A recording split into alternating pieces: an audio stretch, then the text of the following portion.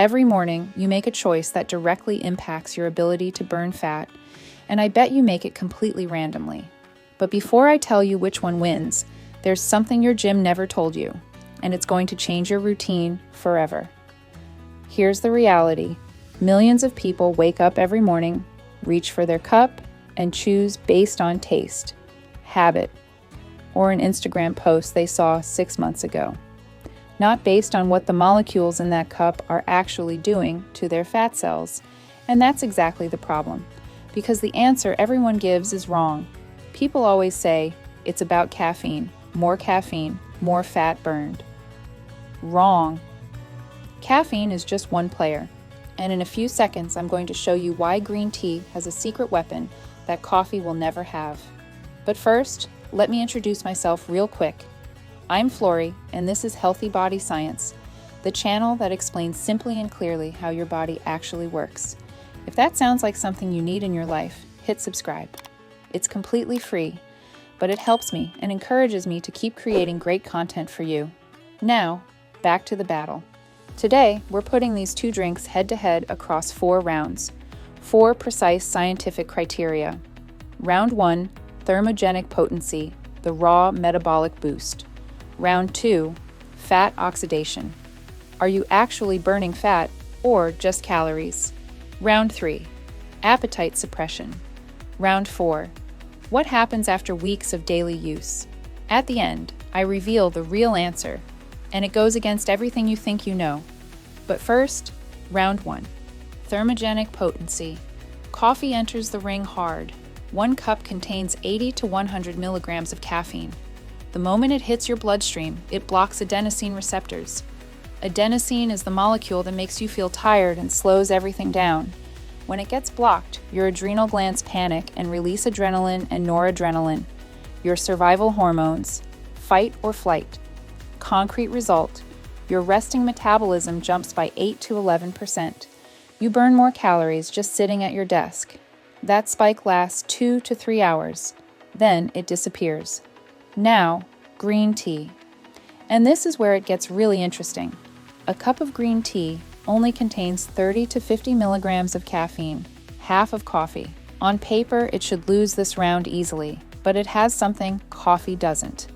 EGCG, a compound found almost exclusively in green tea leaves, and its mechanism is completely different from caffeine. Here's how it works, simply. When noradrenaline sends the burn fat signal to your cells, your body immediately sends an enzyme called COMT to shut that signal down. Like an automatic fire extinguisher, EGCG blocks that fire extinguisher. Result, the fat-burning signal lasts far longer than caffeine alone could ever maintain. Coffee burns 75 to 100 extra calories in 2 to 3 hours. Green tea burns 80 to 100 extra, but spread across 24 hours. Over a full day, almost identical. Coffee wins on intensity. Green tea wins on duration. Round 1, draw, but wait. Burning calories and burning fat, those aren't the same thing. And that's where everything shifts. Round 2, fat oxidation. Here's what nobody ever explains to you. When coffee floods your blood with adrenaline, your fat cells do something impressive. They release fatty acids into your bloodstream. This process is called lipolysis. That sounds exactly like what you want, right? Except there's a massive catch. Think of a library. Lipolysis is pulling books off the shelf and dropping them on the floor. Visually impressive, but if nobody reads them, if your muscles don't actually use those fatty acids as fuel, what happens? The books go right back on the shelf. The fatty acids get repackaged and stored right back in your fat cells. This is called reesterification. Coffee mobilizes up to 13% more fat at rest, but if you stay seated, a big portion goes right back into storage. Mobilization without utilization equals 0 result. Green tea does something fundamentally different, and this is its real superpower. EGCG doesn't just keep the fat-burning signal going longer. It also activates the enzymes involved in beta oxidation. the actual process where fatty acids are broken down and converted into usable energy. In plain English, it reprograms your body to choose fat as its primary fuel. During moderate exercise, a brisk walk, easy cycling, anything at 60 to 70% of your max effort, green tea increases fat oxidation by 17 to 25%. Your body isn't just releasing more fat, it's actually burning it. Coffee opens the vault. Green tea makes sure what comes out actually gets spent. Round 2, green tea. But none of this matters if you eat back every calorie you just burned. And that's where round 3 flips everything the other way. Round 3, appetite suppression. Coffee does something to your hunger that green tea simply cannot match. When coffee hits your gut, it triggers the release of a hormone called peptide YY. This hormone travels directly to your hypothalamus, the hunger headquarters in your brain, and sends one clear message: you're full. That signal peaks 60 to 90 minutes after your cup. And on top of that, coffee slows gastric emptying. Food stays in your stomach longer. You feel full for longer.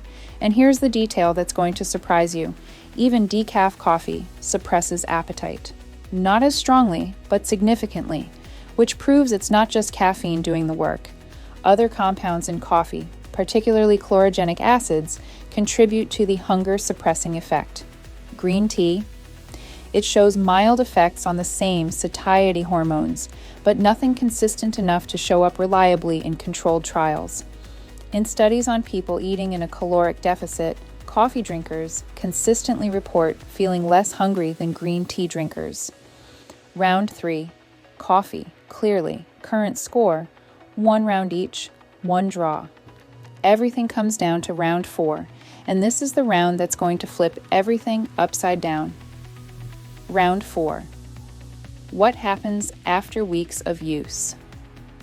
Here's the problem nobody ever mentions about coffee. Your body is brilliant. Too brilliant. Within 7 to 12 days of daily use, your brain detects that its adenosine receptors are being permanently blocked by caffeine.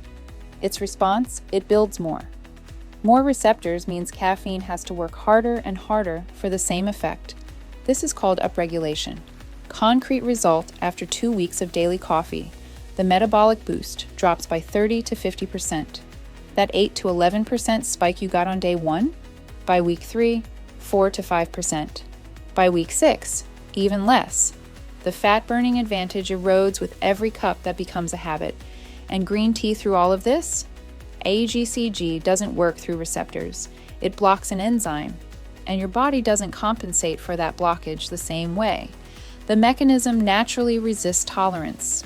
Proven across 12-week studies, groups taking green tea extract maintained an additional fat loss of 1 to 1.3 kilograms compared to placebo. And the effect didn't fade. Coffee loses its power a little more every day. Green tea is still working at the same rate 60 days later. The drink that seemed weaker on day 1 is the one still working on day 60. The final verdict score, 2 rounds each, 1 draw, coffee, intense thermogenesis plus appetite suppression. Green tea, real fat oxidation plus lasting effectiveness. But here's what everyone misses. The real answer was never about picking one over the other, it's about timing. Coffee belongs in your fasted morning window. That's when your caffeine tolerance is at its lowest, after a full night of sleep, when its adrenaline surge hits the hardest, when its appetite suppression protects you through the hours when you're most likely to snack.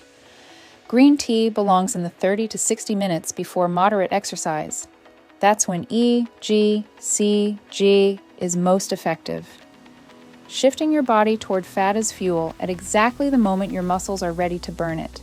And if you want coffee to stay effective week after week, you cycle it. 5 days on, 2 days off. That partial reset slows the receptor buildup that destroys its effectiveness over time. Both drinks, used at the right time, will outperform either one used alone. That's not an opinion. That's what the biology dictates. Your body doesn't respond to a single molecule in isolation. It responds to timing, tolerance, and the interaction between compounds. Most people will grab their cup tomorrow morning and choose based on taste, habit, something they read online 3 years ago. You now know something different. The real question was never which drink burns more fat. It was, which one burns more fat right now? For this body, at this hour, based on what you drank yesterday. That's not a preference, that's a framework. Tell me in the comments, are you team coffee or team green tea? And what time do you drink it? Because based on what you just learned, your answer might be about to change. And if this video taught you something you didn't know, subscribe to Healthy Body Science. It's completely free, but it genuinely helps me keep creating clear, science-backed content that actually makes a difference for your health. See you in the next one.